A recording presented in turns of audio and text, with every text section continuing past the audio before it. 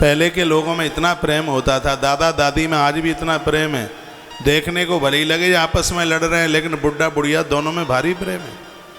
क्या मजाल है इनसे, कोई तुम घर में से कोई कुछ कह दे तो एक दूसरे के लिए मर मिटने के लिए तैयार होता है, होना चाहिए। बहनें प्रसन्न हो रही हैं क्योंकि आपके घर में भी सास और ससुर में इतना ही प्रेम है।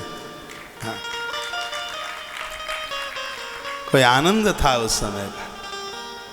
यह प्रकृति द्वारा से लौट करके आ जाए। एक बार खेत में बैल फिर चलना शुरू कर दे, एक बार कुएं से मटकों में पानी फिर भरना शुरू कर दे, एक बार चूल्हा जले, साग सरसों की भांडी के साथ बाजरा और ज्वार की रोटी फिर तैयार हो जाए, चने की रोटियां फिर तैयार हो जाएं। मन करता है कि वो पुराना समय फिर लौट करके आ जाए। उस समय पैसा इतना नहीं होता था, लेकिन आनंद बहुत होता था। संध्या को सर्दी के समय में घर के बाहर आग जलाकर 20 लोग रात्रि को सब आपस में बात करते थे। सुबह यदि कोई लड़ जाता था तो शाम को चैन नहीं पड़ता था जब तक उससे बात नहीं कर लेते थे। चिट्ठियाँ लिखी जाती थी। आज मैसेज लिखने में वो आनंद नहीं आता, उस समय अंतर्देशीय लिखने में, पोस्ट कार्ड लिखने में जो आनंद आता था। डाकिया चाचा आता था, उसको पूछते थे, चाचू कोई हमारी चिट्ठी विट्ठी तो नहीं आई। और जब किसी का पत्र आता था, ओ हो क्या खुशी होती थी, क्या आनंद से पत्र लिखा जाता था। अत्र कुशलम तत्रास्तु, हम कुशल हैं, आपकी कुशलता चाहते हैं। और वो चिट्ठियाँ कई पेज भरे होते। एक बैरिंग चिट्ठी लिखी जाती थी, 1 रुपया लगता था बैरिंग छुड़वाने का। हाँ, बैरिंग चिट्ठी, उसमें 5-7 पन्ने होते थे। और वो 1 रुपया खर्च करके और वो बैरिंग चिट्ठी जो छुड़वाई जाती थी, फिर उसको पढ़ा जाता था। उस चिट्ठी को पढ़ते पढ़ते आंख में आंसू आ जाते थे, हरो पढ़ते थे। उसमें लिखा जाता था कि यदि हमसे कोई गलती हो गई है, शब्द मेरे आंसू, पता नहीं क्या क्या, और उसमें वो ऐसा कुछ लिखते थे। वो बातें ही कुछ अलग होती थी।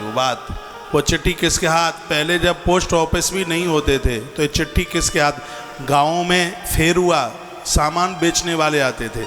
उस समय बाजार मार्केटें नहीं होती थी, लोग गांव-गांव में पोटला बांध करके रखे, तेल चावल सब कुछ गाँवों में ही वो लोग बेचने को आते थे।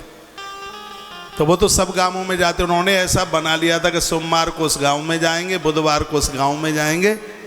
तो उन्हें उस समय उस घर की बहू एक चिट्ठी लिख करके दे देती थी। वो कपड़े बेचने भी आता था गांव में, वो बर्फ़ बेचने को भी आता। आपने गांव की बर्फ़ खाई कभी? वो ऐसे घिसनी वाली बर्फ़ 20 रुपए का ऐसा दिवला सा भर के आता था। वो ऐसे यूँ घिस घिस करके फिर वो बोतल में से डालता था, उसमें कुछ लाल लाल पीला पीला बर्फ़। क्या आनंद आता था भैया, रसगुल्ला में आनंद ना आया आज जितना उस समय बर्फ़ में आनंद। दुकानों पर पोला मिलता था, थोड़ा सा मौका मिल जाता था, घर में से अनाज भर लिया, बगल वाली ताई की दुकान पर बेच दिया। बोल देते, ताई को बोल देते, मम्मी को मत बोल देना, नहीं खनपटी सेक देगी। वो ताई भी इतनी होशियार होती कि वो बोलती नहीं थी। बड़ा आनंद होता है। गोलक रख लेते, उसमें चुन्नी अठन्नी उस समय चलती थी ये। और अगल बगल में कहीं मेले लगते थे, 5 रुपया होता था। अरे 5 रुपये में तो इतना मेला होता था। वो जमाना था, वो समय था, बड़ा आनंद होता था। चिट्ठी लिख के दे देते थे उसको कहते थे, भैया ताऊ वो फलाना महाराजपुर में जब आप जाओ ना, तो ये हमारी माँ को, ये हमारी काकी को, चाची को काकी बोलते थे, हमारी काकी को ये चिट्ठी दे देते। वो आदमी इतना बढ़िया होता था, वो अपना काम भले ही भूल जाए लेकिन आपकी चिट्ठी देना नहीं भूलता था। उस समय पोस्ट ऑफिस नहीं होते थे, तब की बात। ऐसी एक कथा कवितावली में आती है, सुना दूं 1 मिनट में।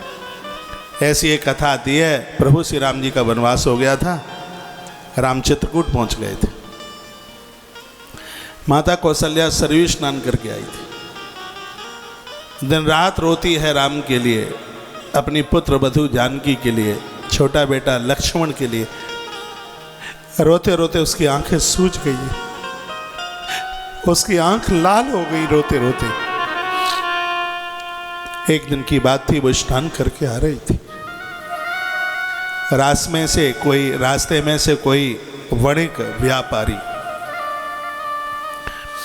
अपना सामान बेच के लौट रहा था। मैया कौशल्या ने कहा, भैया तुम किधर जा रहे हो? उसने कहा, माँ मैं चित्रकूट की तरफ जा रहा हूं। मैया रो पड़ी। मैया ने कहा, भैया तू मेरा धर्म का भाई है, मेरा एक संदेशा मेरे पुत्र राम को जा करके दे देना। राम को कह देना, राम जिन तपेलों में भर भर करके तूने जिन घोड़ों को दूध पिलाया है, तेरे अभाव में वो घोड़े आज जल भी पीने को तैयार नहीं है।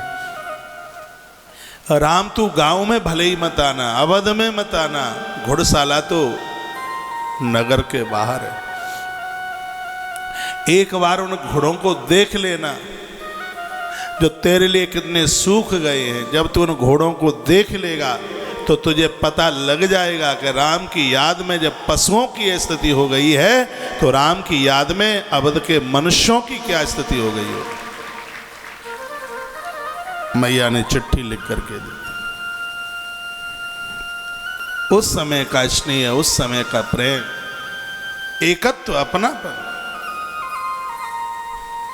विलक्षण था। गांव में कोई शादियां होती थी, हलवाई थोड़ी करने पड़ते थे।